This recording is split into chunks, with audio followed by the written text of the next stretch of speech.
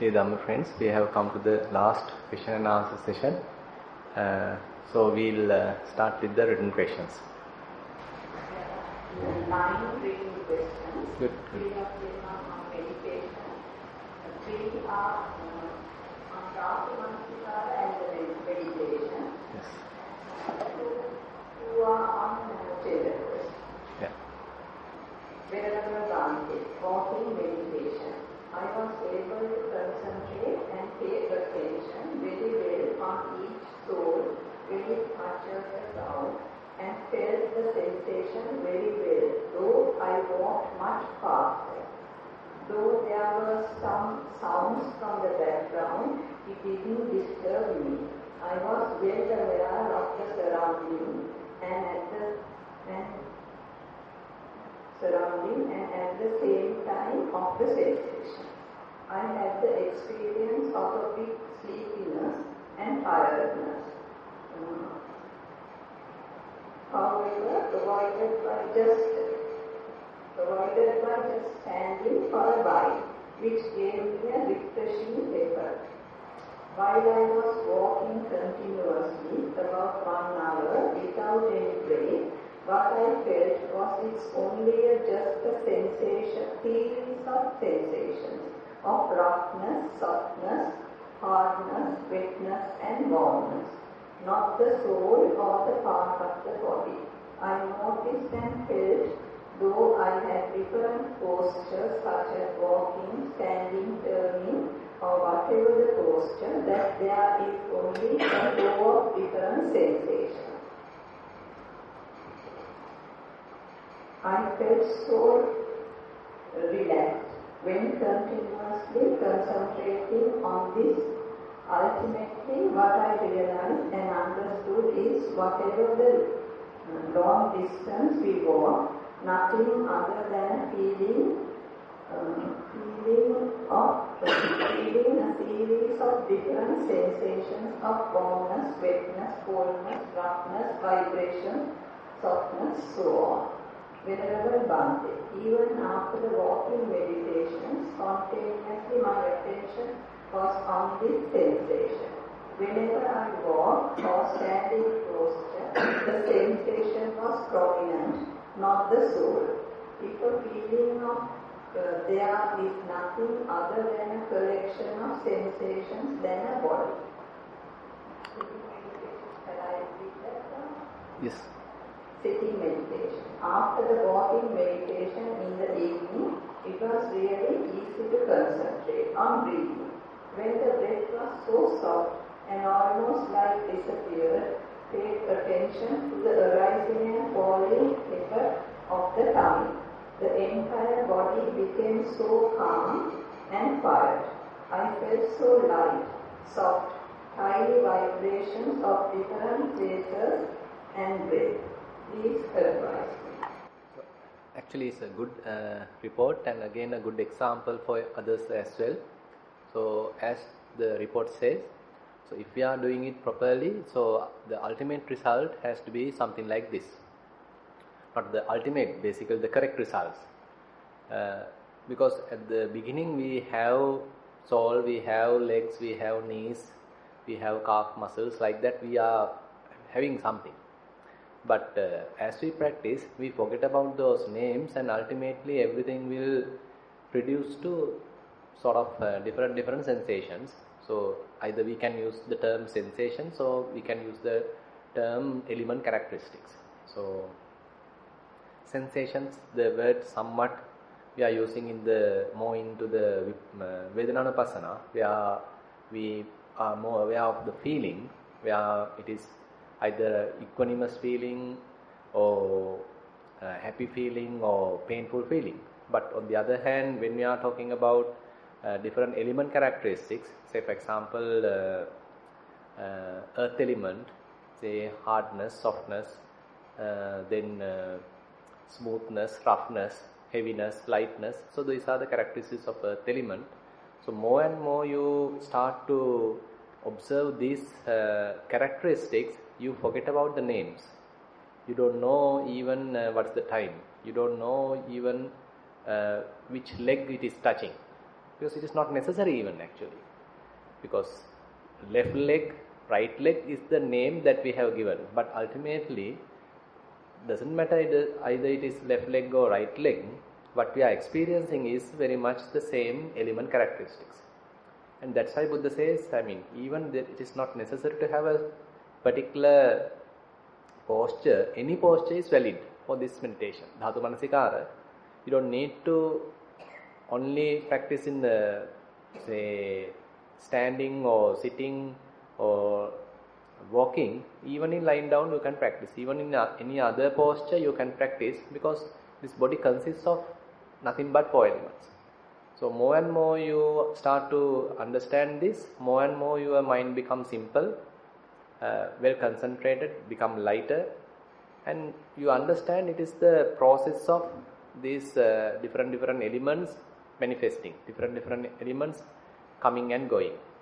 So typically we say at the beginning what we experience is the kind of form, akara, different forms and shapes. But later on our attention is more drawn to the elements, and that is the progress of the meditation. So we don't need to, as I said, then concentrate about or aware of the names or the shapes. Rather we are more aware of the sensations. So just keep going. Now you can improve to see whether there are any other sort of element characteristics that you couldn't catch yet.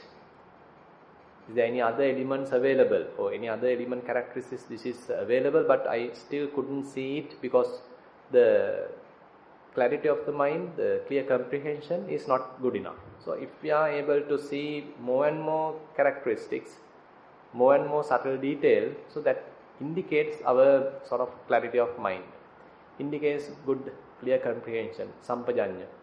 So more and more we see that, then later your attention will be drawn to the common characteristics. So it has to happen naturally.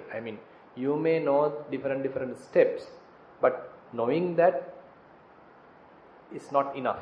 So you need to travel the path. So it's like when you are having a map. Suppose you want to go to Peta, but now you are in Kalalgoda and you have the map. You know what is the next city. So similarly, if you want to go there, you have to walk or you have to drive or whatever the way, you have to practically go there. Similarly, you know the next step, but still you can't force your mind to go there. You simply have to fulfill the sort of the understanding, awareness, so that ultimately the mindfulness itself will take you to the next step. So that is the path, how it is growing. So it's a very good report, and it's written very well, and again giving the result indicate that it has done properly, because you are feeling the lightness, you are feeling that you are calm, and you are sort of the entanglement in the past and the future has now gone. Now your attention is more with elements. So just keep practicing, just keep improving, then you can further come into the understanding of the reality. Yes. Most venerable Bhante, walking meditation.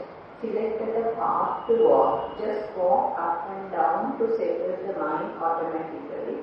The speed is adjusted when thinking of the feet. When keeping the left foot thought, it's left, and at the same way right. Some places were rough, and the cold or the heat on the rough space felt more when walking on the clay tile. Clay tile is little smoother than the sand.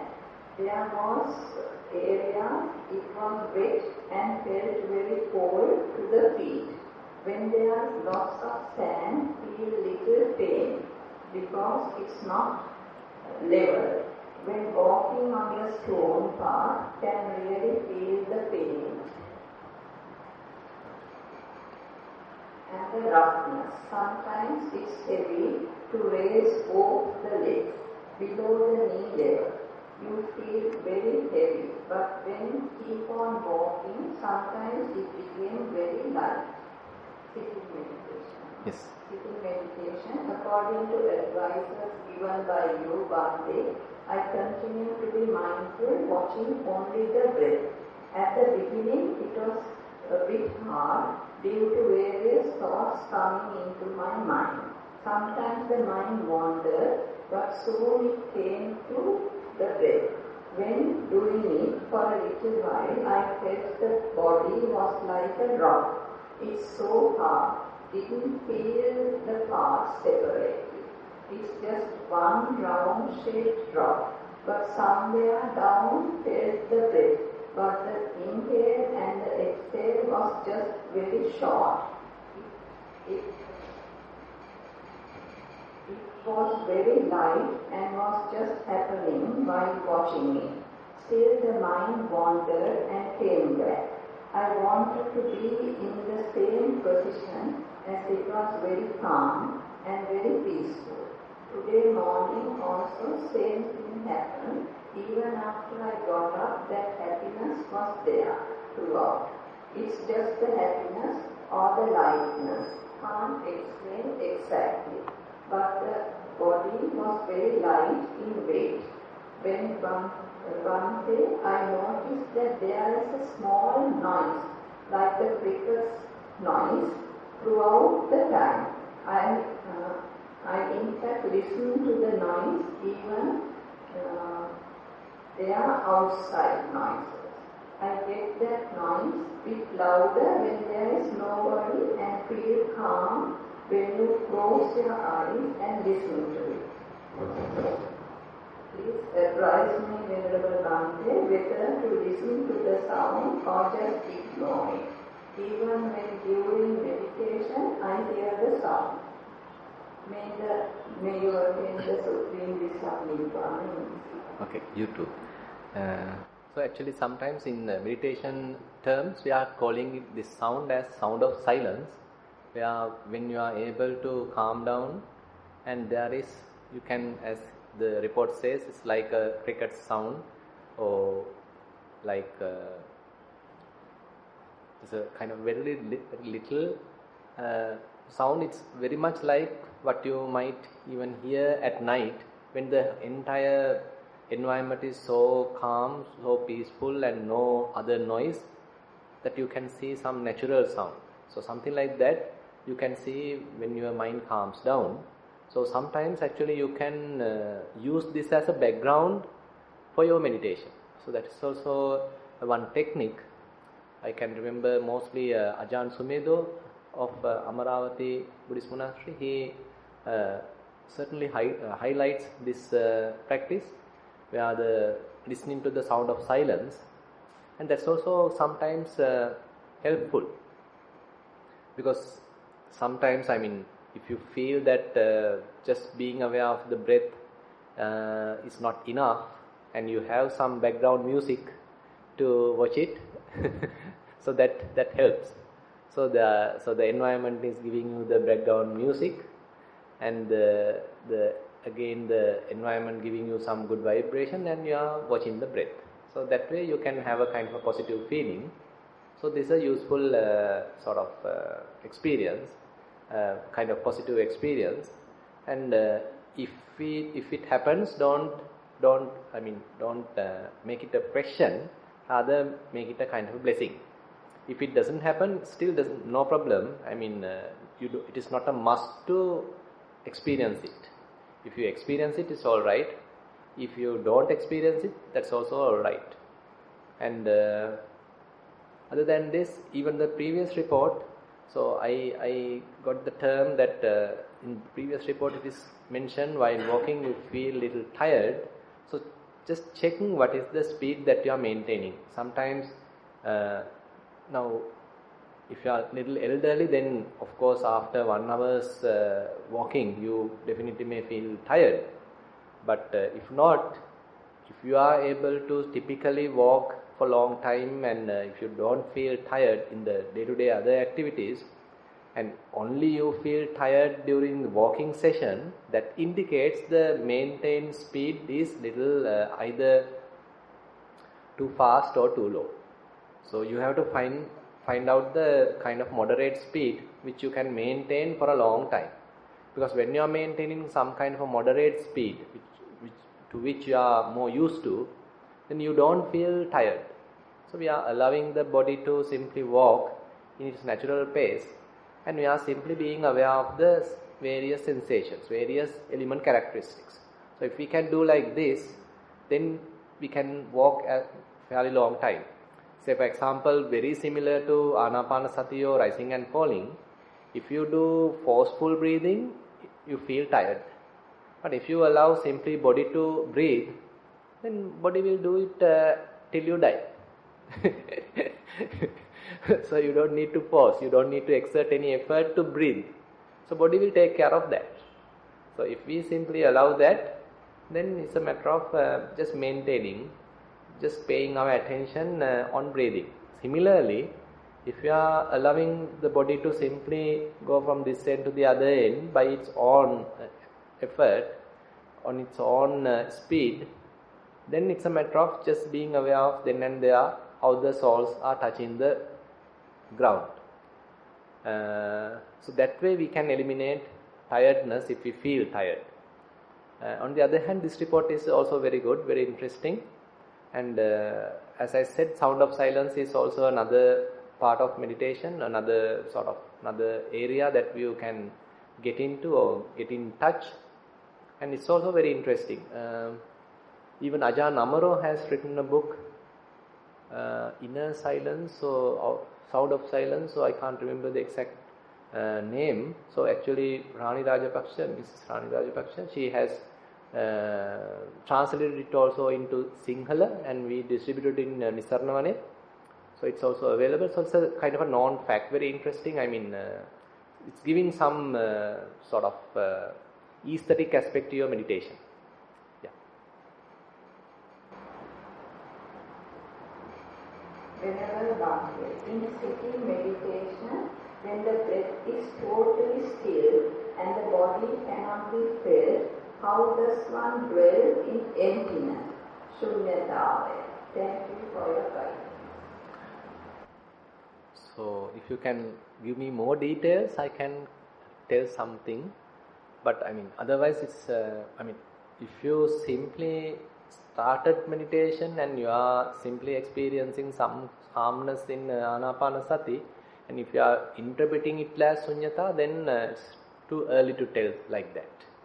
But if you are meditating for long years and you are continuously you are practicing, and especially you are practicing say Vipassana, and there is a possibility that you can experience the same emptiness in Anapanasati as well. So if you can give me little more detail, then I can explain it further. Not like to give any information. Sorry.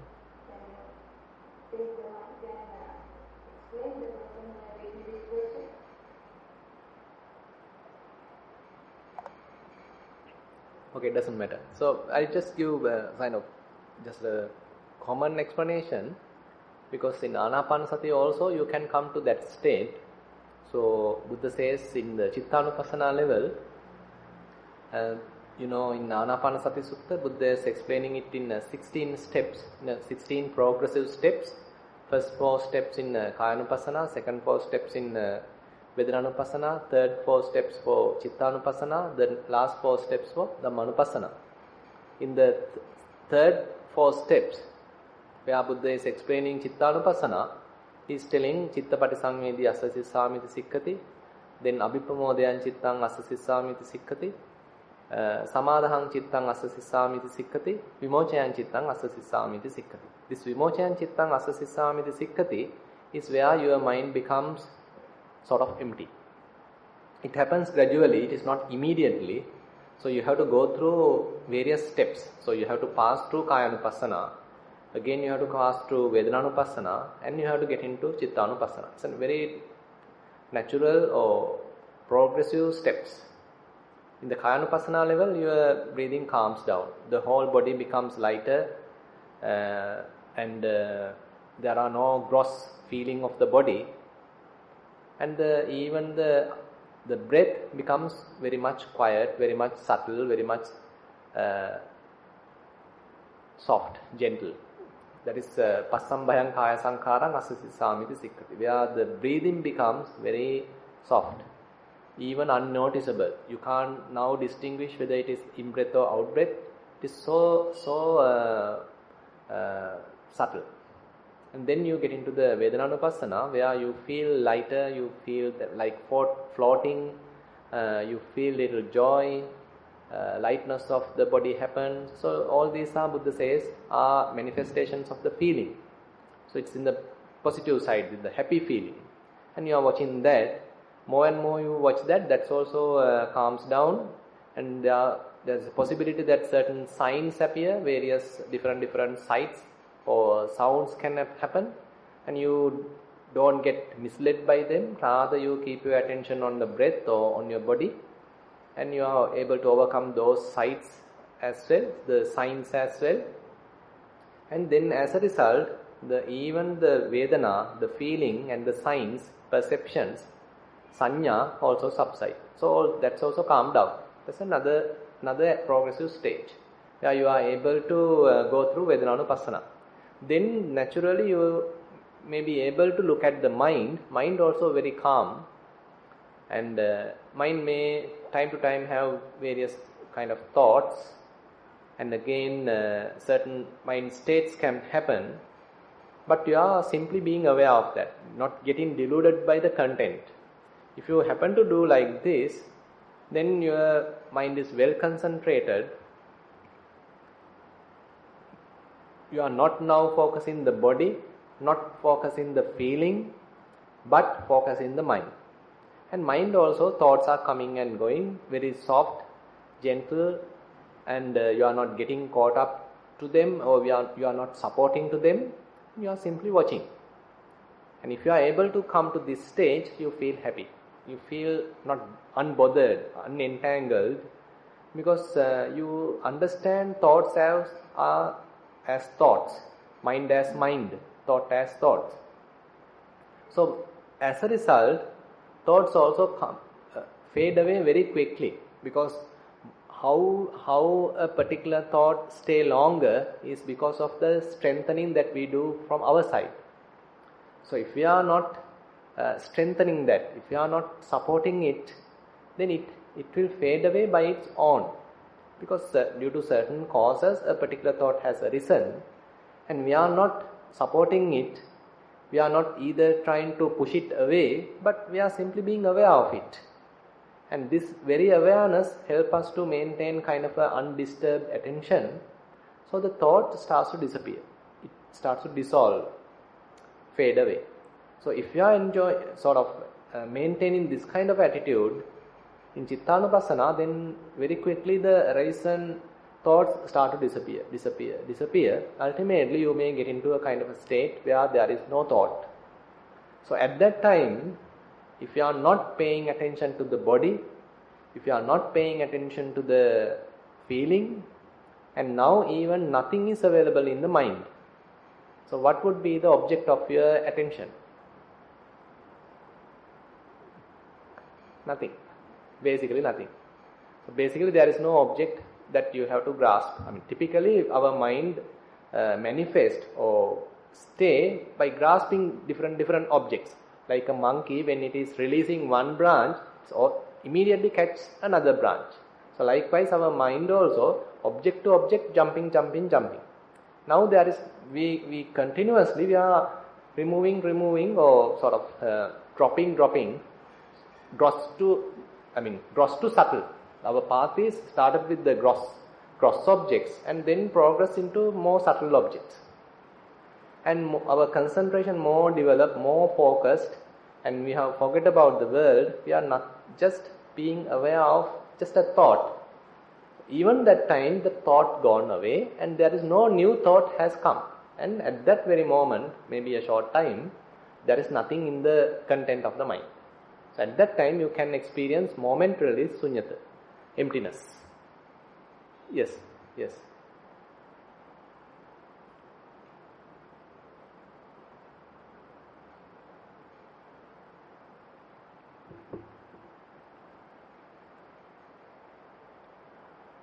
When I was doing 5 days retreat in Vipassana, last 2 days, I felt the mind is feel like going up. Then straight away my body is like, can I explain in Sinhalese? Sure. Then like, the gassy getting here. But ඒකම මට පුළුවන් අහන්න. තිබ්බම ආය mind එක උඩට float වෙනවා වගේ තේරෙනවා. එන්නේ කීප සැරයක් 2 daysම වුණා.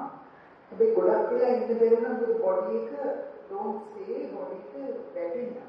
Unstable ගතියක් වුණා. ඊපස්සේ ඒ මේ 2 days මෙහාම ඇවිල්ලා ඉන්නකොට ඒතර 20 minutes some days භාවනා කරා ඒක thoughts වෙනවා ඒ thoughts නැතුව like අනිත්යෙන් දෙකකට තිබුණේ and ධාතුත් මට තේරෙනවා විදිහට එහෙම වෙවි මේ yesterday හැම හරියටම අපිට නේ වන්ට මම ඔය වගේ එනවා යනවා එහෙම තිබුණා ඊයේ හරි පෙරේද හරි it's like every පොඩි විනාශකෝගේ darkness එකක තිබුණා ඒ emptiness එකකුත් තේරුණා ඇත්තටම තේරුණේ සායනස් කිව්වෙ ඉඳ තමයි ඒක තමයි ඒ ක්වෙස්චන් එක නැන්නේ ඒ සායනස් කියනකොට මට තේරුණා ඒ සායනස් මට හරියට නිකන් ඇඟට තෙහෙතුවක් අද දවස් තුනම තිබුණා ඊයේ නිකන් එපා වෙච්ච දෙයක් මෙඩිටේෂන් එහෙම නිකන් වෙනද ආසාවෙන් කරන්නේ. ඔව්. ඒ අද උදේ මම වාඩි වෙනකොට මුකුත් හිත හදාගෙන මුකුත් නැතිලා වාඩි ඉකට වෙලාවකදී ආයේ එපා වුණා. කැමති ගතියක් කොහොමද එපා වෙච්ච ගතියක් මේ භාවනා කරන කාලේ විපස්සනා කරන ඇඟට කන නැතිනම් වැටෙන්නේ යනවා ඇඟ වේවුල වෙන ගැටීම තිබුණා අද දවසේම ඒක හරියටම තිබුණා උදේ වරුවේ ඉඳන් භාවනා හැබැයි හැම විටම 9ට යනවා තෝරස් වෙනවා එහෙම වෙවි තමයි හිටියේ මොකද ඇඟට ගොඩක් අද අමාරුයි after lunch දෙක කොටයි මම සාමිනා කියලා ගණන් ඉඳලා දන්නේ කියලා අරගෙන මට මොකද මතකයි මයින්ඩ් එක උඩ ෆ්ලෝට් වෙනවා වගේ උඩට යනවා එනවා එක දවස් දෙකක්ම තේරුණා. Is it okay if I tell in English so you can follow that? Okay. So basically, I mean, so when you are coming to this kind of a transition type of state, you can feel these type of some absurd kind of experiences, and sometimes you feel vomitish or kind of little dizzy. Sometimes you are, I mean, the progressively you are coming to a calmness, and immediately many thoughts starts to come. And there is no much relevance of those thoughts. So different such experiences can happen, but our duty is to continue practice. So even now you feel little resistance, or you felt like, okay, I mean, now I am getting kind of a, previously I had kind of energy to practice, I was happy in the practice, now what has happened, or everything has collapsed, so what is going on, so you are like puzzled, no? So still you need to practice. Yeah, so that is the duty. That is the duty, because so this actually we have to go through. We have to go through this transition. So once you are able to, I mean, it takes some time to settle it, to settle this process. So you go prepared. So next time also just closely observe how the process happened. Now you know that after preaching, say for example in the previous sitting, it happened after 30 minutes for example. So now you in the next sitting you be prepared, okay, after 30 minutes the same thing can happen, cannot also possible. It may not also happen. So you just being open-minded and again little prepared and more aware when you are coming to that same situation, same experience. More and more you are aware and you are being in that state fairly watchfully, fairly carefully, being prepared, then that experience, that unknown experience becomes something known to you. So now you are coming to a kind of unknown experience, some kind of a not previously felt experience, but now you are trying to feeling it. Now you are going prepared, then more and more you feel it, then that experience becomes something known to you. So it is no more a kind of a strange experience. Strange experience, usual experience. It becomes a usual experience. So like manner, so you are slowly exploring this unknown area. More and more you practice, so you are familiar with it. And as I said, so see what is the object of the mind at that time. So as I said, if you are going through Anapanasati, so are you going through Anapanasati as I explained in just now? Yeah. Okay. So basically you follow the steps as I mentioned. Typically just aware of the body and basically aware of the breath and maybe gross breath, and then it is calming down and it disappears, and you are feeling like lightness in the body, and maybe like even some kind of a rapture can happen, little joy can happen, and know that joy, rapture, floating, all these are facets of feeling. Those are, typically we like to call it feeling when it is painful feeling. But there are some happy feelings as well. So it's a very soft, very gentle, and it is feeling like lightness, like floating, and the body is like massaging. Some waves are going, something like that. Some tingling sensations happen. So just understand these are all different sorts of feeling. And more you are carefully watching each and every feeling. As a result, that also may disappear. That also may fade away. So at that time, slowly look at the mind. What happened in the mind? So as I said, don't get carried away with the content of the mind. Just aware. Just watch the drama without participating. So just you are watching it, and then it naturally arising and passing away. So you are not feeding, you are not supporting. Little thoughts coming, and they laugh at you, and then they go away. Okay, so you simply allow them to go away. More and more you do that, more and more you behave like that. So they go away, and you are simply letting go. Simply you are not holding anything. You are not getting caught up with anything, and you are simply being aware. So at that time your mind also can become empty. So and if your mind become empty, at that time don't get panicked. So don't become afraid, because it's also possible. That's why I said, even though it is unknown at the beginning, once you touch that, you understand it's possible. You can maintain awareness without an object. It's another part of mindfulness, another stage of mindfulness. So just be aware of it, and just if it happens naturally, progressively, just be there and doing nothing. So if you do something, you don't need to do something there. So just be aware. Basically just giving up. So basically that's okay, everything happened, I don't care. Something like that. So you basically give up everything and just be. So just go there and see.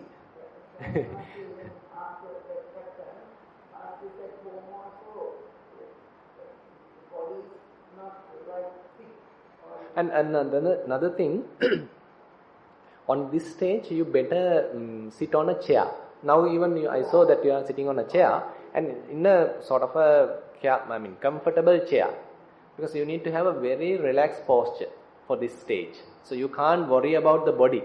Either when you are going through this entire drama in the mind, if you have to worry about the body, whether this will fall or this will, come into the ground or whatever thing, then it is disturbing, because you are going through a very, very delicate situation in the mind. So you have to completely forget about the body. So therefore, sit on a very comfortable chair that you are sure that nothing will happen. Don't flow, because I feel my body falling down. Not flow just mean cushion and make it comfortable. Right. But flow, maybe if I fall, I Yes. That's the way I That's good. That is all right. So basically, you have to leave the body like dead, something like that. So you don't have to worry then.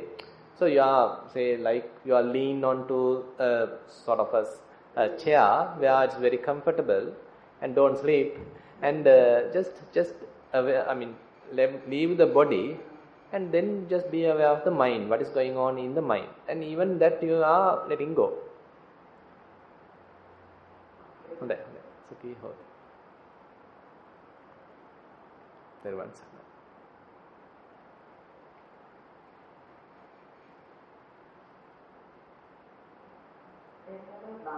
Can you explain a little bit more on how we can see 4 elements in our practice, please? Example, rising and falling. We could see hardness when the stomach pushes and the softness in the release. The movement is the air element. What about the other elements? Yeah, actually, we can't say that all, it is true that all 4 elements are there, but immediately we can't feel all the 4 elements. As this mentioned, certain elements are more evident, more clearly visible. The movement, obvious, movement happens, and once it is going to the end, kind of a stiffness, kind of a hardness there. And again in the return cycle, you feel relaxed, kind of lightness can be experienced. Again the movement can be experienced. Other than that, for example, the water element has the characteristics of flowing and cohesion, so that you can't experience actually. And again, fire element, in this process you might not be able to experience. But say for example, even in breathing, you may be able to feel differences in the in-breath and out-breath based on the fire element. For example, in-breath may be colder than the out-breath. Something like that, the differences can be experienced. But it's quite difficult to experience kind of such very subtle difference in fire element, the temperature, in this kind of a movement, very subtle movement. So it doesn't matter, try to be aware of as much as possible, but if you can't feel all the 4 elements, doesn't matter. Yes.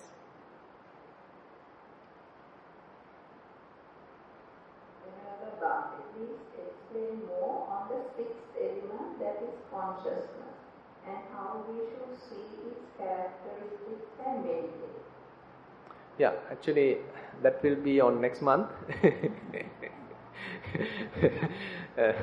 So anyway, in this particular sutta, Dhatu Vibhanga Sutta, so Buddha is explaining this, what we call a person is 6 elements. The 4 elements, Patavi, Apo, Tejo, Vayo, plus the space element, and the 6th element is the consciousness. In the consciousness, so Buddha is explaining that what the consciousness knows. What it knows is the feeling. So it knows that when there is a happy feeling, the consciousness knows. When there is a painful feeling, consciousness knows. When there is a neither painful nor happy feeling, consciousness knows. So then he starts to explain about Vedananupassana. So in terms of explaining consciousness, in order to understand consciousness, Buddha is explaining through the function of consciousness. Because consciousness can know different experiences. Vijnana, one function of Vijnana is to know different feelings. Either happyful feeling, either painful feeling, or neutral feelings. So that is one function of the consciousness. In order to understand consciousness, therefore Buddha is explaining various types of feelings.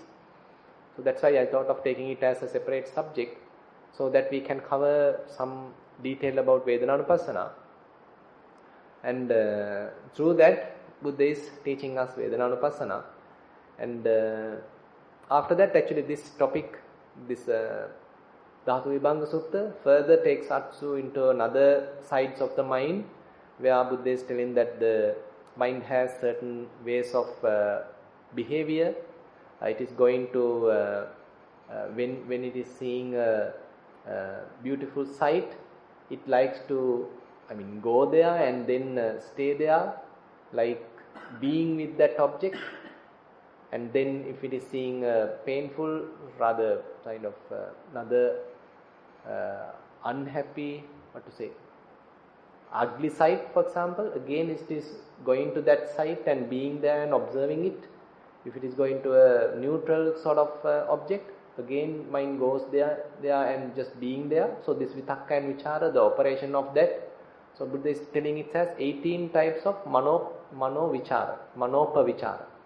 So likewise Buddha is taking Venerable Pukkusati progressively to the from gross parts to the subtle parts, from gross parts to the more delicate parts, starting with the body, with the 4 elements, and then the space element, then the consciousness, and then how mind works. So likewise he is taking. So we will discuss that more detail on next month. So I hope explanation is enough.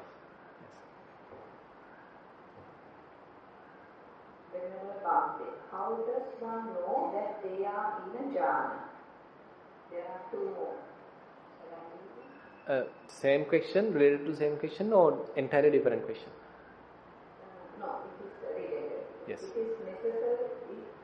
necessary for a person to experience those lights to describe yesterday in the practice of complete the path?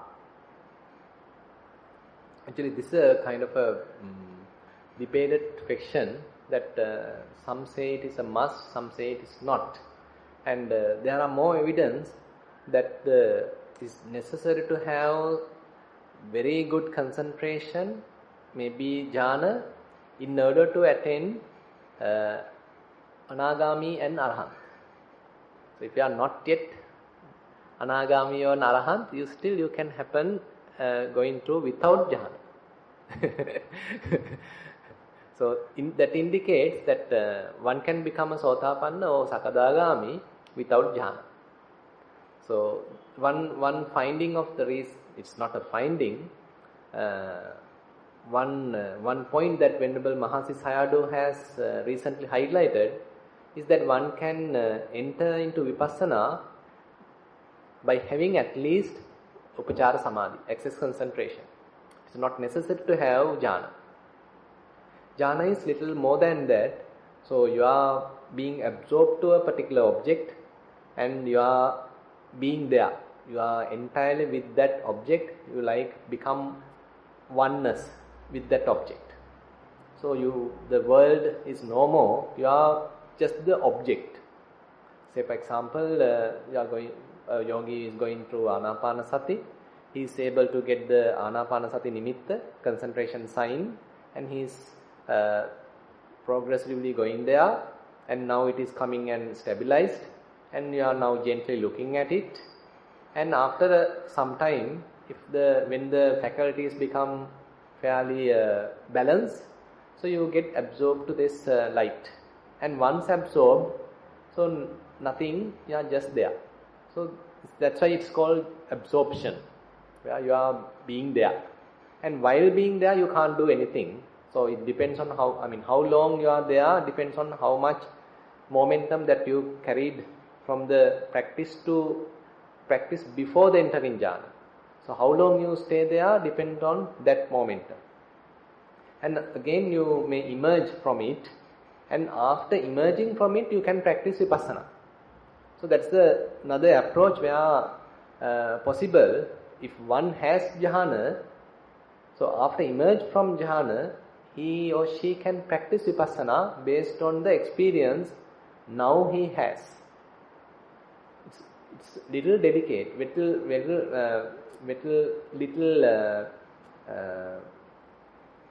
not difficult but possible, but has to have fair amount of practice, because the jhanic experience and the after jhana, the experience become very, very subtle. So body has very, very little sensation, and feeling may be more lighter feelings. So you have to look at it very carefully in order to understand these feelings. So that's why in the Kayanupassana and Vedananupassana level, if you are more into concentration side for longer period of time, so after you come back from it, you can't trace much of the feelings. Because body has become so much light, so much lighter. So you can't feel much. So for a beginner it is difficult. So that's why if you are able to feel something, then you can start to watch it. You have some object to penetrate. You have some object to work out. But if there is nothing available, or if there is very subtle objects are available, then you need fair amount of a very very sharp mindfulness to catch it.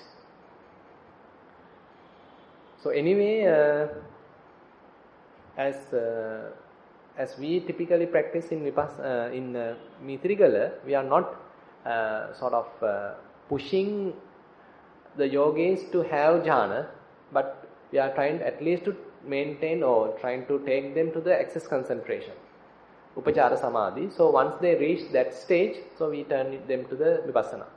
So in anapanasati, naturally also they may go to vipassana, or if not, if they are like stagnating there, so we are turning them to vipassana if they have reached access concentration. So access concentration is taken as the bare minimum for the entrance for the vipassana. Did I answer the whole question? Or? Yes. The second question is it necessary for the person to experience those lights you described yesterday? No, that's what I said. It is not necessary. It is not a must. Because there may be a yogi, say he is experiencing anapanasati, and from the beginning he may be feeling differences of the in-breath and out-breath. Say in-breath is soft, out-breath is gross, in-breath is warmer, rather cold, out-breath is warmer. So likewise he is understanding the differences, so that experience is more biased towards the vipassana. So if one is experiencing in that manner, so he is not much contributing to samatha, but more contributing to vipassana. So on such occasion, the light may not become brighter or not necessary. Even light happens, he doesn't need to worry about it, and he can simply neglect light and still continuing to see these differences, subtle differences, because even the breath has these element characteristics. Even now we have, just some time ago we discussed about the first report, second report, all about the different sensation, different element characteristics. Same thing available in breath as well. So in the breath is very very subtle element characteristics are visible. In breath has element characteristics. In breath has temperature. Out breath has temperature. Comparatively, out breath temperature little maybe higher. So you see the differences. The heat element, fire element. Again, the in breath is moving inside, so you can feel the movement, the breath movement. Again, the out breath is moving, you may feel the movement. So these are the air element. So likewise, you may be able to understand the elements available in breath. In that way, you are immediately in the vipassana side, where you are in the dhatu manasikara. So therefore, it is not a must to go through these slides. The third part is also like the previous question. How do you incorporate the 6 dhatu you mentioned in the Dhatu Vibhava Sutta yesterday into a meditation practice? Yeah, I think we already covered 4 dhatu, 4 elements on yesterday's Dhamma talk. So actually there are different ways. One common way that Buddha has explained how to use 4 elements in Satipatthana Sutta in Dhatu Manasikara, where I explained it in the Dhamma sermon, where you are trying to keep your attention more on elements. You forget about the world, you forget about the names, you forget about where you are, the time and all these things, and you are simplifying your experience. As I said, our mind becomes complex, complicated when we are entangled in the past incidents, when we are entangled in the future plans. But if we are able to let go of past and the future, our mind becomes fairly simple. And even in that simplicity, at the beginning we may feel different parts of the body, still we are in the conventional level.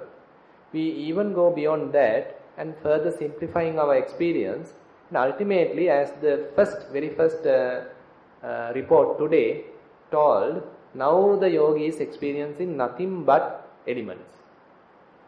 Different characteristics of the element. Either in walking he is experiencing element characteristics. In the sitting he is experiencing element characteristics. In lying down one is experiencing element characteristics. In standing one is experiencing element characteristics. So the whole life become nothing but 4 elements.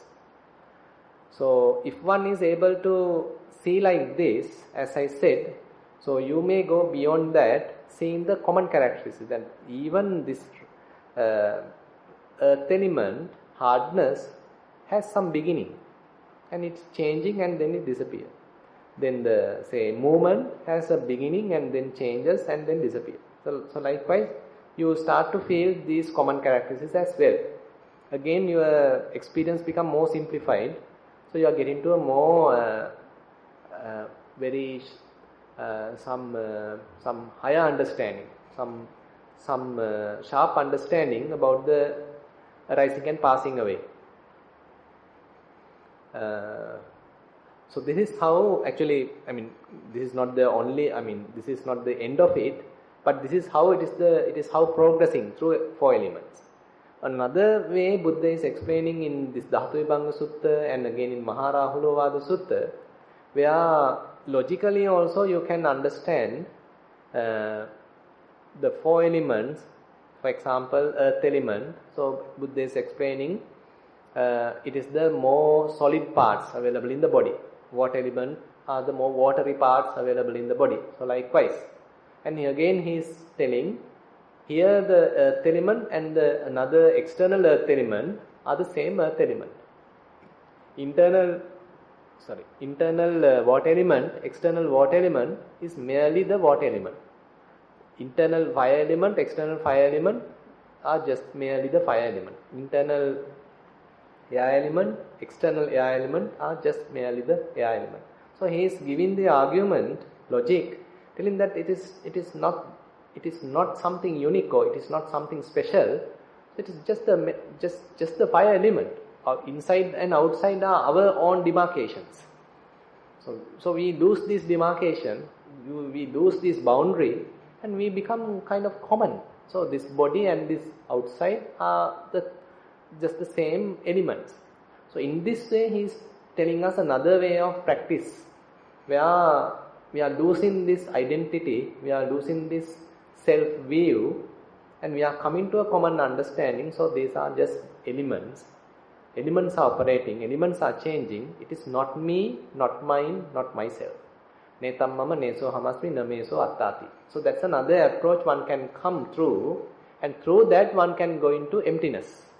Because you can't find some soul here. You can't find a kind of a self here. You can't find the essence here, because here and the outside are the same. So one can come into this approach as well. So both approaches are mentioned in Dhamma. So those are the possibilities. And the space element also explained the similar manner, where internally you have certain orifices like the nostril, the mouth, empty of stomach. So likewise certain spacious areas are there. Similarly outside is also spacious.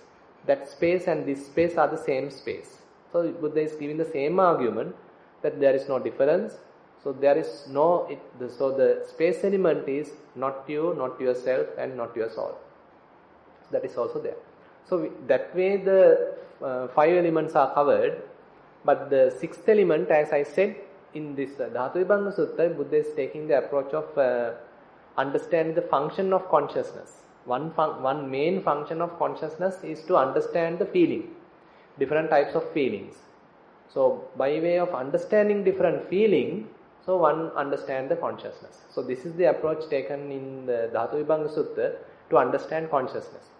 Actually, on the other hand, in Satipatthana, typically we explain, Buddha explained this now. In this particular sutta, Buddha explained the person in 6 elements. 4 material elements and then 1 space element and 1 consciousness element. So that's one explanation. There's another way of explanation telling that this person is nothing but 5 khandhas, 5 aggregates. Rupakkhandha, Vedanakkhandha, Sannyakhandha, Sankharakkhandha, Vijnanakkhandha. The form, feeling, perception, formations, and the consciousness. This is another explanation. So, on this five aggregates, 5 khandhas, prominence is given more into the mental part. Can you understand the difference?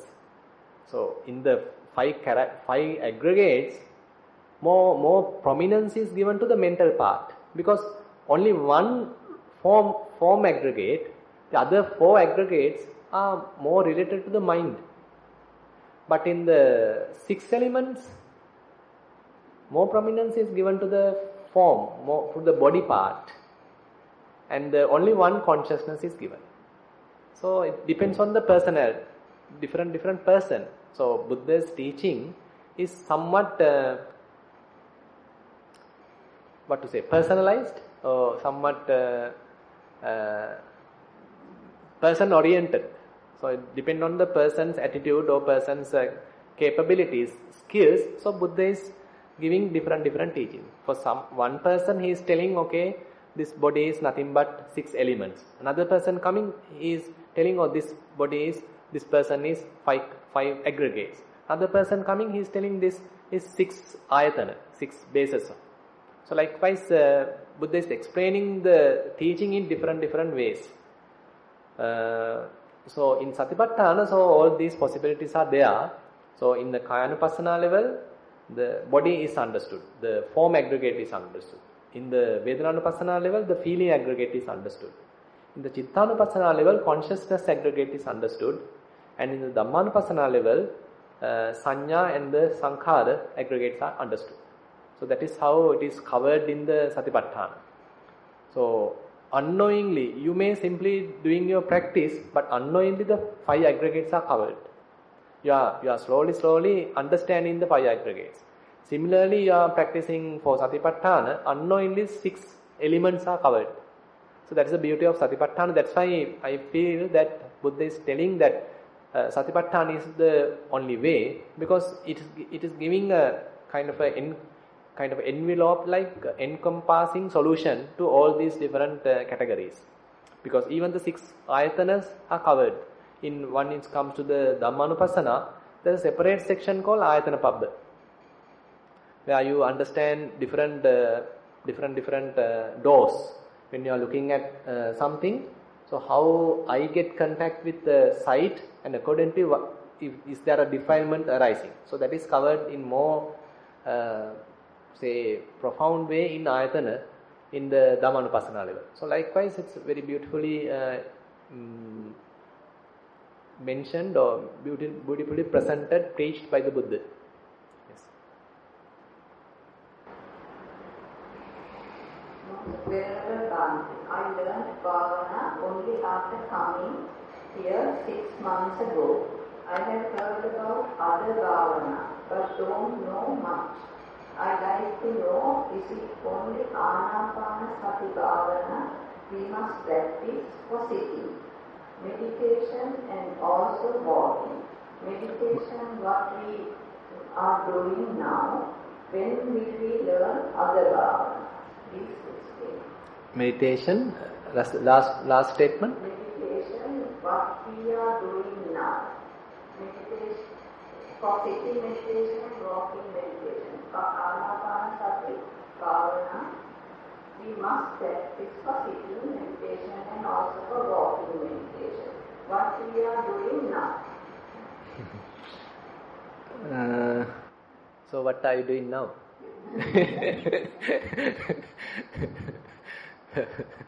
So in walking meditation, actually you are not supposed to practice Anapanasati. So that is the first thing you need to know. So we are not expected to practice Anapanasati in walking. Rather, try to use walking to experience different sensations or different element characteristics. So that is the benefit that you can take from walking meditation. And as the question answer asks, so Anapanasati is not the only meditation. So there are many meditation types or techniques available. But Nowadays we are giving more prominence to Anapanasati, then rising and falling as the main meditation objects, because it's giving kind of a common ground for many people to practice, or many people to enter meditation. But with practice you may go into different other sides as well. So this is just the beginning. So Anapanasati is a separate story. As I just mentioned a little while ago, Anapanasati can be used to practice all 4 Satipatthana. That's a very broader scope is there in Anapanasati. So that is why, especially in Sri Lanka, even in the good old days, Anapanasati has taken as a one main practice of meditation. It is possible to practice Samatha meditation through Anapanasati. It is possible to practice Vipassana meditation through Anapanasati. It is possible to use or practice all 4 Satipatthanas using Anapanasati. So Anapanasati has a broad scope. But on the other hand, rising and falling is a recent finding or a way of interpretation by Venerable Mahasi Sayadaw. So that is also very useful, and it is also giving really good results. And it is the mostly nowadays practice in Burma, and also practice in Sri Lanka as well. So there directly the yogi is getting to Kayanupassana level, especially to Dhatu Manasikara. So that is how it is growing. So even though you start with noting like rising, falling, so ultimately you may drop this labeling and you again start to feel different element characteristics. Slowly get into the Dhatu Manasikara. So, and on the other hand, so other meditation techniques, say as we discussed on yesterday, if you have some kind of lustful mind, you can practice little bit of repulsive meditation, understanding that this body contains of different repulsive parts, and you can just reflect upon these different parts and can reduce lust. Similarly, you can practice metta, loving kindness, in order to overcome anger. And you can practice Marananusati to generate some urgency. So likewise, there are many meditation techniques. Actually, even here you can use. Yes. So if you like to discuss if any particular meditation technique that you like to know or you feel that useful to know, please feel free to ask.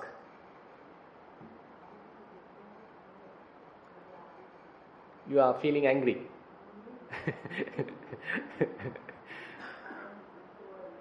Yeah.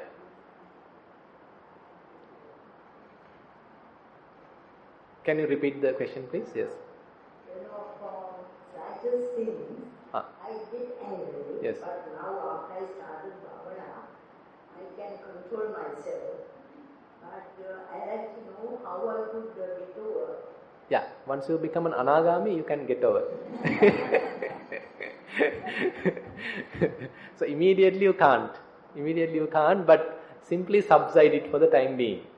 And so it's it's a very, as human beings we are used to get angry, and nowadays we are in that era where we easily get angry. So you can't immediately get over that. So slowly, more and more you are trying to be coming to the present moment, forgetting or rather neglecting about the past and the future, and coming to the present moment, and you start to be more sensitive. So you start to be aware of the different states of the mind. So previously, if you consider a person who is not meditating, he knows that he was angry when he hit someone or when he blamed someone, because then only he knew that, oh, I was angry. Now the meditator is different. Now he may know that right now the mind is burning with anger, but still he didn't hit the other person or blame the other person, but internally burning. So that's another stage. So there's some break has applied now. Anger in the sense when they hurt me, most of it on my own, when they do something, I get hurt. Yeah. So that's what I am trying to explain. So at the beginning, so when you are not meditating, you start to immediately react. So after meditation, after some time, you avoid this immediate reaction. So rather still some burning is there.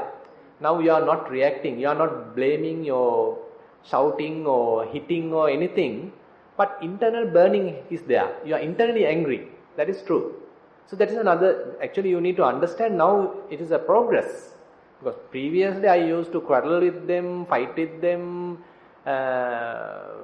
shout at them, so those were there. But now I am better. Internally now I am able to keep it to myself. And even laugh while burning. So it is possible. So it's a progress actually. And later on, more and more you become mindful, then you are able to understand this anger at its inception level, at its beginning level. Before it becomes burning, now you are able to see how it is beginning. Say you see some person or kind of an incident which is irritating, and you now start to feel some irritation, some kind of a frustration, some kind of a little resistance in the mind. Now this is the beginning of the anger. How anger grows is, now once you see that kind of some incident, so you feel some resistance in the mind. Now after feeling that, unknowingly we start to feed it. We open up the anger path, and then more and more fertilizer is added to it. Then you feel more angry, resentment, shouting, hitting, and likewise the steps are growing. But more and more you become mindful. So at the beginning stage, how you are feeling resistance, how you are feel little irritated. So that initial stages can be observed, can be noticed. So at that time you have to avoid reaction or avoid feeding it, avoid supporting it.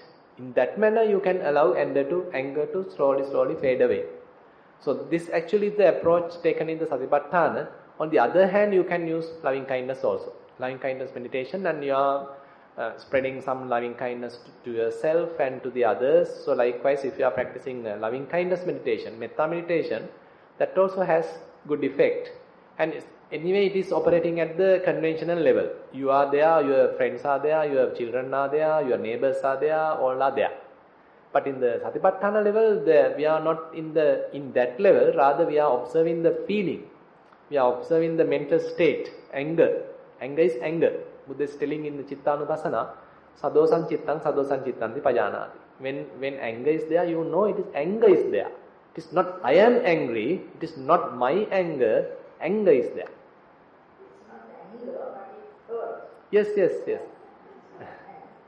Yeah, it's not anger, it is hurt. Yes. Doesn't matter. Exactly. So she understood the hurting, so nothing to worry. So you don't need to hurt. So when it is hurting, you understand the feeling then. That's right. So through bhavana, so we are not now strengthening that pattern, strengthening that previous pattern we used to feed. So there's a beautiful story that anger eating demon. So more we feed, it will start to grow. So it is eating anger. So that is how we are feeding it. So if we avoid feeding it, it will start to reduce its size, reduce its strength, its intensity, and ultimately disappear. So it's a long-term process. We can't do it immediately. We get angry, start to burn, and still not react. That's the beginning. And then we start to get angry, but not come to that level of burning. So little less burning now. So likewise, the burning becomes less and less. The irritation, the hurt, as you said, the hurt feeling becomes less and less. Yeah. Good. That answer.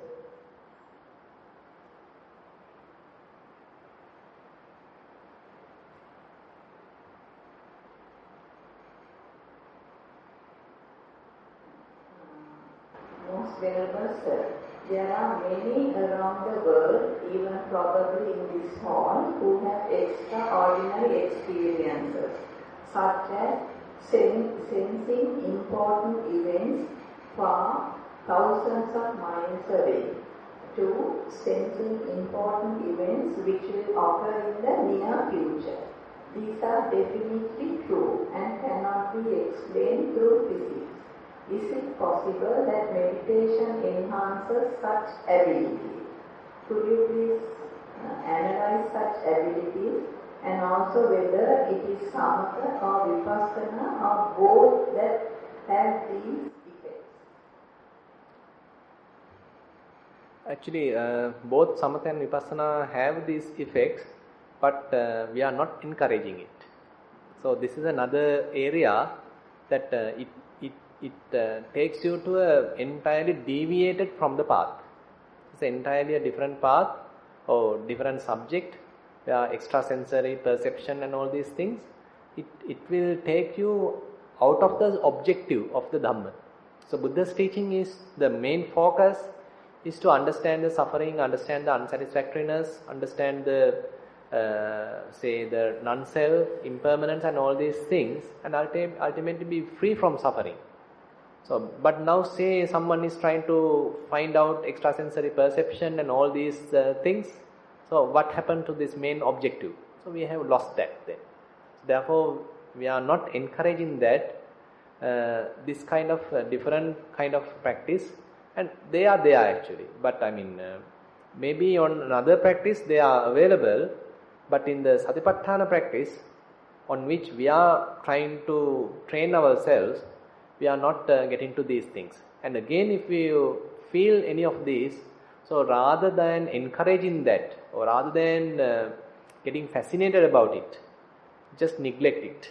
Because there are, for example, there are some illusions can happen in your meditation. For example, in Anapanasati, as your mind becomes more subtler and subtler, your body becomes very soft, and you feel lighter, the gross body has disappeared, and mind now does not have a rough object to catch, to strongly hold. On such situation, the mind in a deceitful way can generate internal signs, what you call anusaya. Astrava and anusaya can come to the surface, and then it can show various signs. It can show various sights, like say kind of a skeleton, like a Buddha image, maybe a passed away parent, a demon, or whatever, different things, either positive signs or negative signs, but they are nothing but signs. So this is, signs are one trap that we may come through in meditation. So we all have to understand. So there are certain characters, or there are certain yogis who may not go through these things because they don't care about them, and they don't worry about them, and they don't give any significance to these things. They are really good. But there are certain characters, they are worried about these things, they get afraid of these things, and they have some aesthetic aspects in their mind, and more into the kind of visualizations. So there are different characters, and for them these are more and more. Main trap is, once they appear, so they start to go after them, start to feed them, and start to tell various stories about them. Then you are feeding them. So what we need to understand is, these are just merely signs. These are just perceptions in the mind. So we need to overcome them. We need to allow them to fade away rather than feeding them, rather than strengthening them. So this is one trap that some are going through. Actually, there are many meditators who couldn't understanding that, and have gone in, or rather shifted from the proper meditation to something extremely different. Say for example, one yogi may start meditating, after some time may felt that passed away grandmother appeared. So now it's like very real. Now she stopped meditating and start to discuss with grandmother, and now grandmother starts to give various medicine. Now start to practice medicine. Not meditation, now medication. So lost the path. So another, these are the visualization. And sometimes the sounds also can happen. Sometimes you feel like someone is talking to you. Okay, you have passed away, father is talking. Or God is talking. Brahma is talking. So you start to tell various stories. Father told me like this. Tomorrow it will happen like that. God told me like this. So 1 week ahead this will happen like this. So you are taking many stories. But where the meditation? Storytelling, prapancha has to subside. Nippapancha rato. That is the path of the Buddha. Storytelling has to be overcome. So our mind is very tempting, very tricky. So Mara is very tricky. So there are many traps available. Many traps are there in the path. So if we are not aware or if we are not careful about them, we get caught. So that's why we have to be very careful. We have to be very wise on these points, not to get caught up with these trivial things.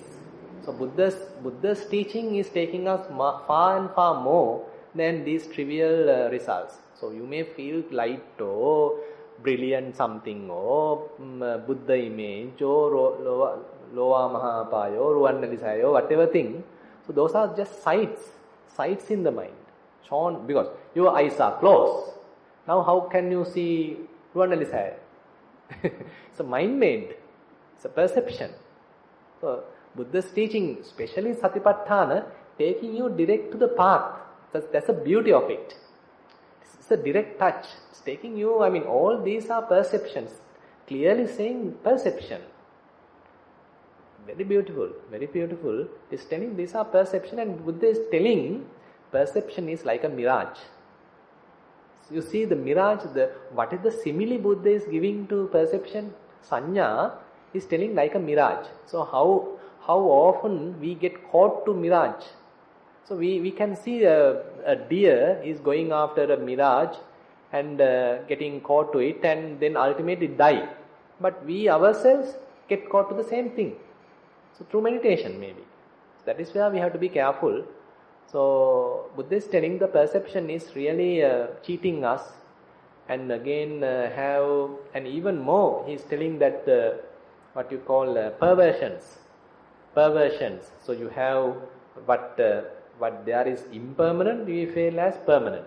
What something unsatisfactory, we feel as satisfactory. When there is no self, we feel like self. When there is repulsiveness, we feel as attractive. So likewise, the perversion plays a big role in our samsara. So therefore, we have to be careful not to give prominence to these points actually.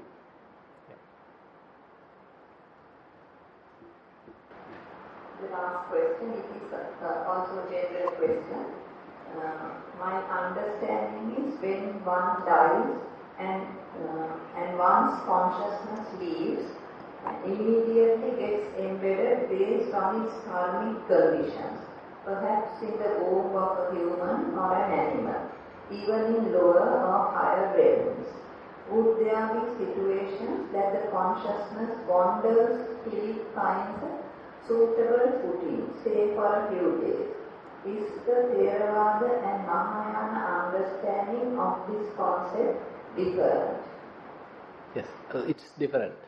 Basically, Theravada does not accept this in-between kind of a transition state of the person, what you call Gandhabba or Antarabhava.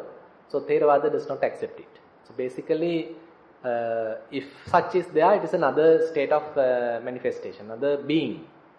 So another being is there. So doesn't matter. So another being has come, no problem. So and then he pass away and then come into another state. So Theravada does not accept on this kind of a explanation where Antarabhava, kind of a transitory kind of a state. And again the wordings I like to correct, where if we word it like consciousness going from this life to another life, then we get caught in the self-view. So we are then believing that consciousness is there. So I have consciousness, it will transfer from this life to the other life. So then, like the Venerable Sati we discussed in the Mahatanha Sankhya Sutta, so we are in the same trap. So we have to be very careful. There is no such ongoing consciousness, or there is no such unbroken consciousness, a kind of a lasting, permanent consciousness. Consciousness is also arising and passing away. Say, to give you a gross example, say when you are looking at something, so eye consciousness is there. Suppose you close your eyes and now you are listening to something, then the ear consciousness happens. Now suppose you close this and now you are using nose, then the nose consciousness happens. So like manner, different consciousness arise and pass away. So this is a series of consciousness, arising and passing away, series of consciousness happen. So there is no any lasting consciousness. Yes. Yes. Yeah, interesting. So anyway, very interesting questions. If you have any other questions, so please feel free to ask.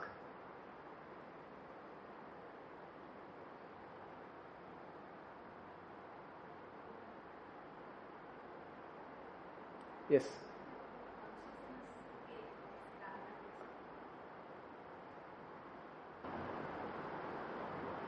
The last question of the question, consciousness. Yes. Now, what we understood is our next work will be on our last thought. Yes, yes. So, last thought is again the mind consciousness. Am I correct? So we can say like that. That I mean, if you come into Abhidhamma, I think we have to tell like that. There are typically in the suttas, Buddha says 6 types of consciousness: eye consciousness, ear consciousness, nose consciousness, tongue consciousness, body consciousness, and mind consciousness. So the last consciousness can be mind consciousness. But that may be according to Abhidhamma, but I can't exactly remember such explanation given in Sutta. Rather, Buddha is telling, rather than giving that type of explanation, what Buddha is telling is, as far as I can remember, when the grasping is there, so craving, grasping is there, kamma is also there anyway. So once you leave this present consciousness, or rather when this consciousness has released the grasping of this life or some experience related to this life, it will get hold of another experience or another object in another place. Grasp another place. I mean, this life and next life, it may not be far away even. So you die here and can become an ant here. So very small distance to travel. On the other hand, you die here and can become born in another country. That's also possible.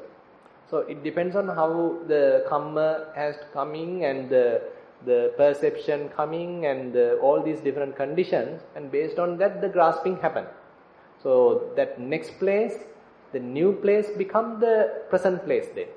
So that is how Buddha is explaining how ittata and anyata bhava. Itta bhava and anyata bhava. Itta bhava means this place, like this life. Anyata bhava means another state, like. So actually, if we understand the continuity in the present moment happening in this life, so very similar thing happen even in the next life. Say for example, now as I explained, now you are watching something. At that time, it is the ittaba, that the operation of the mind. And it is changing and it becomes something else. And then you are going to another state. So likewise the changing going on. Similar thing happened at the death as well. So because as we discussed, momentarily also we are rising and passing away. Momentarily also we are dying. So the next life, only difference may be a different place. Maybe just a different place actually. Yeah.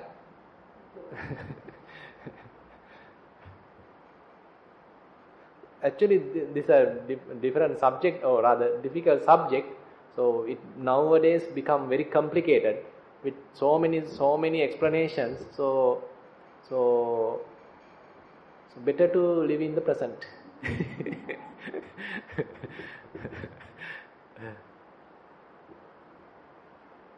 Okay.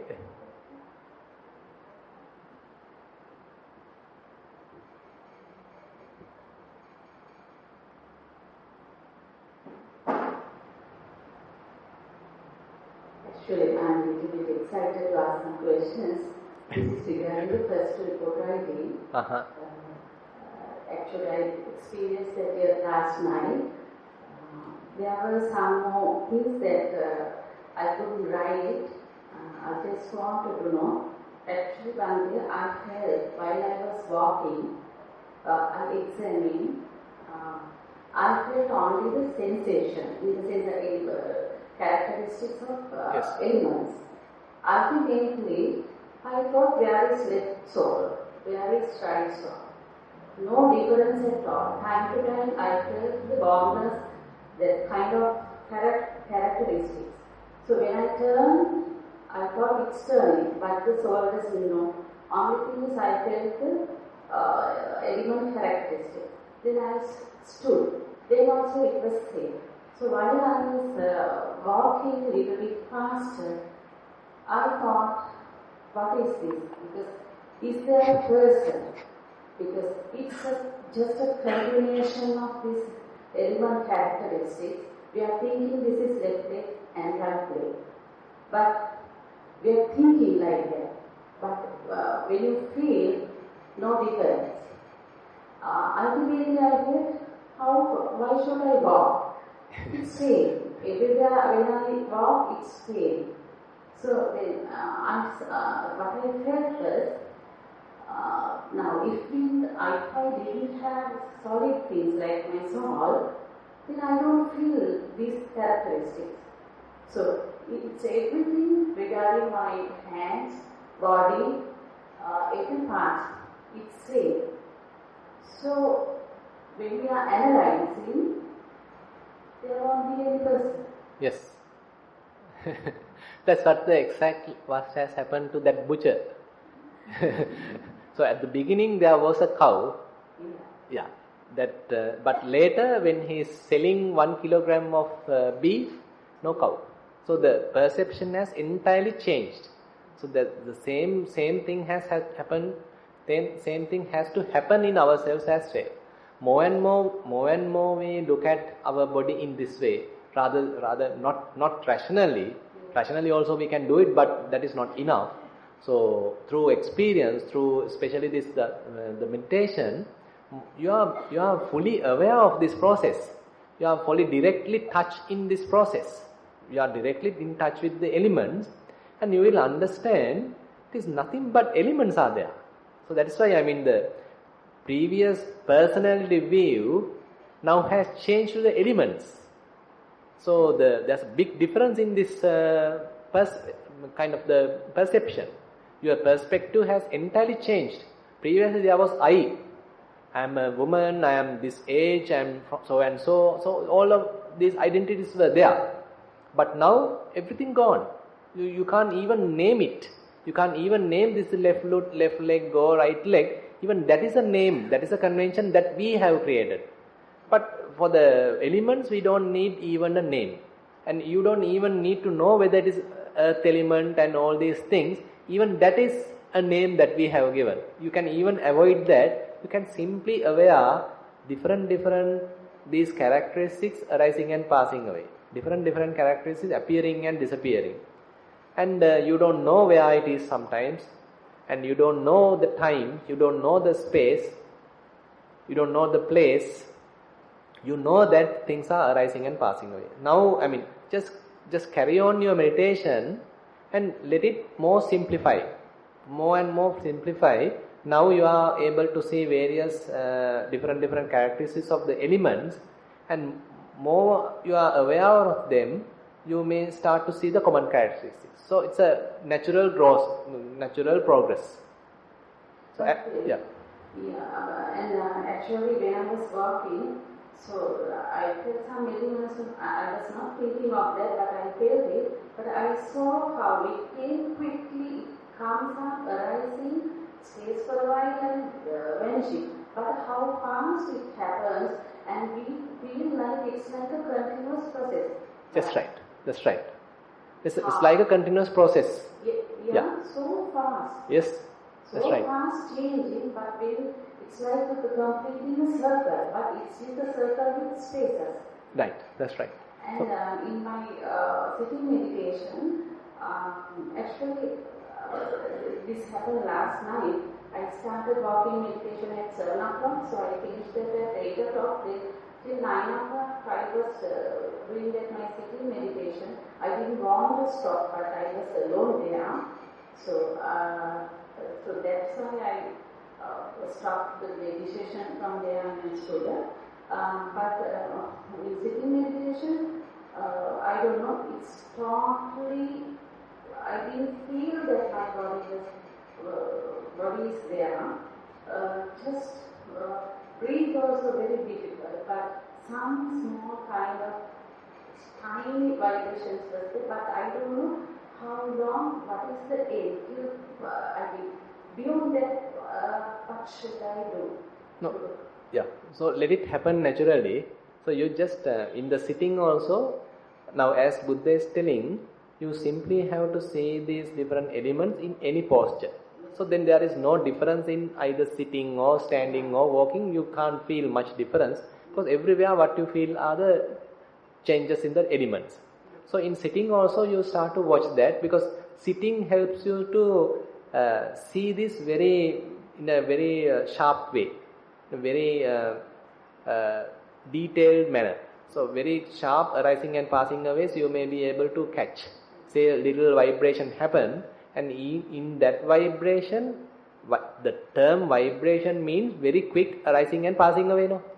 Something vibrating in a very quick succession.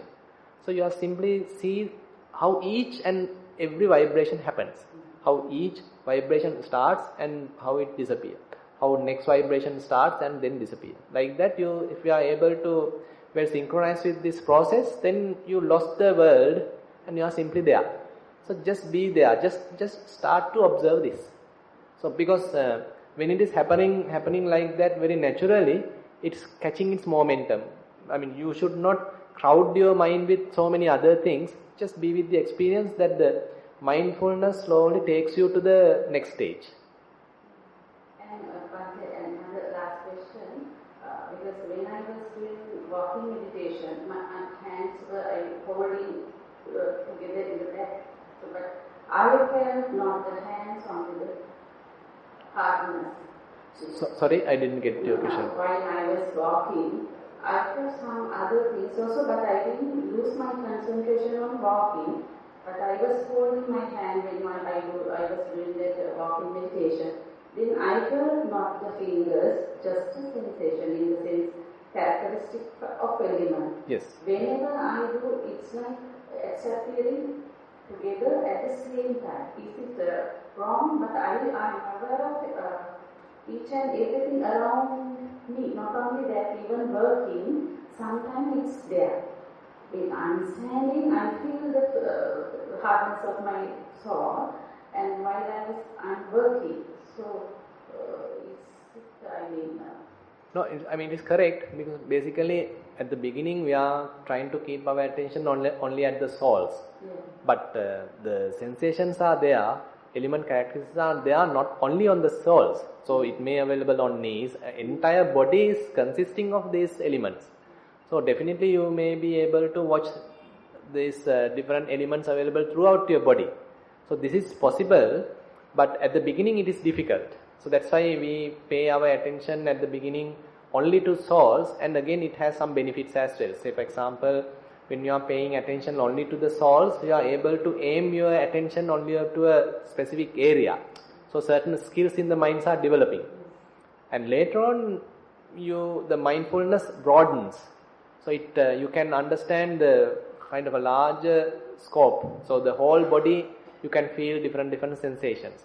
So if now say in sitting meditation, if you feel say 10 sensations, for example, in the body, so then at that time select a most prominent sensation and you go there, in the sense that you, keep your attention in that most prominent sensation and start to watch that sensation. If it disappears, you go to the next prominent sensation and start to watch. So likewise, you have to give more, you have to watch each and every sensation when it becomes prominent.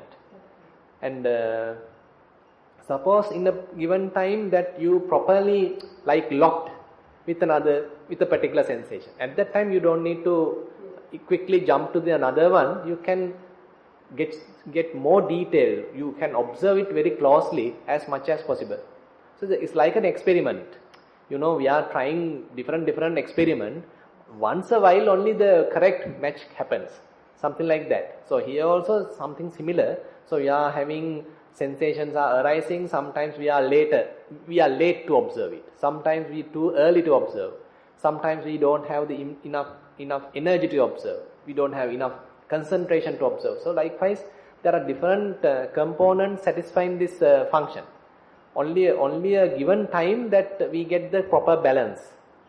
At that time, we have to observe it as much as possible. Yeah. Sukhi hotu.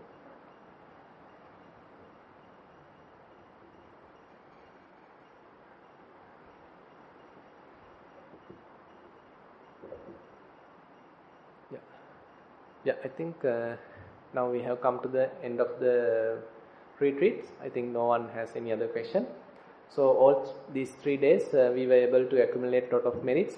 We listened to Dhamma sermon and then participated to a Dhamma discussion, and again spend time in meditation.